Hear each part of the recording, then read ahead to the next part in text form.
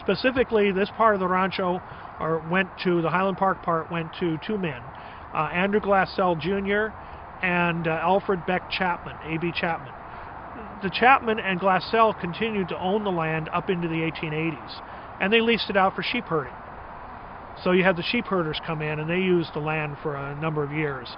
And then in the early 80s, land started becoming more valuable.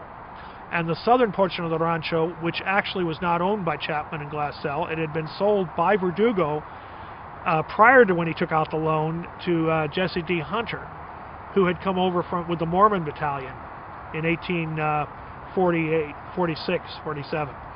Hunter was the first brick maker in Los Angeles. He making modern, as opposed to the adobe brick, which is sun-baked out of the ground. These are really kiln-fired bricks, and Hunter was the first one to come to Los Angeles to do that. And he wanted to retire from the brick business. He had a chance to acquire a rancho, which was actually a portion of San Rafael that had been granted out in the 1840s by Governor Alvarado to Jose Maria Aguilar, and that was known as the Rancho Cañada de los Nogales, which you don't find that one today because it's within the boundaries of San Rafael, and even though it was patented, the patent was never recorded in Los Angeles County.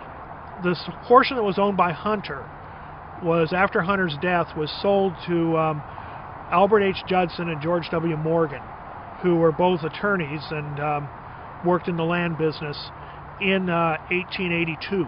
When they did a lot of this was in the springtime. Well, what do you have in the springtime around here? You have these wonderful green-covered hills. So it looked kind of like the Highlands of Scotland. So that's probably where the Highland name comes from. And it was from Judson and Morgan, because they had then acquired the Highland Park tract, what became the Highland Park tract, from Glassell and Chapman, and they subdivided that in 1885, just before the boom hit. They subdivided it as farmland. The boom hits in 1886, and the two of them split their two holdings, and Morgan takes his holdings and subdivides it into town lots. So you start having the beginnings of the town of Highland Park. Meanwhile, you had just north of that, the Ralph Rogers and his family and partners purchased another tract of land that Julio Verdugo had called Garbanza, because he raised garbanzo beans there. And they established the town of Garbanza. So these two little towns were now growing side by side along the Arroyo Seco.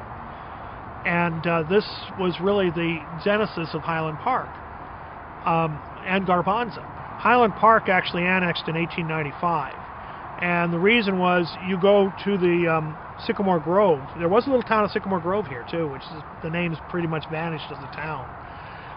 Lummis built his home in what was then Sycamore Grove, not Garbanza. Garbanza never got this far south. But the name of Sycamore Grove is mostly attributed to the park. Well, at the time, there were some hotels and beer gardens in this park, in this area. And they were getting kind of rowdy, and there was some definite police problem. There was also the issue that Pasadena had cut off the flow to the Arroyo Seco to some extent for their own water supply, so you no longer had the easy flowing water supply. So they needed to find someone like a sugar daddy, so to speak, so they could get water and police protection. And the city of Los Angeles was the obvious choice, and so in 1895, Highland Park voted to annex to Los Angeles. It was really the first town, it wasn't a city, but it was the first town to annex to the city. There had been a couple of earlier annexations of area to the south, but nothing to the north. Garbanza actually came in 4 years later in 1899.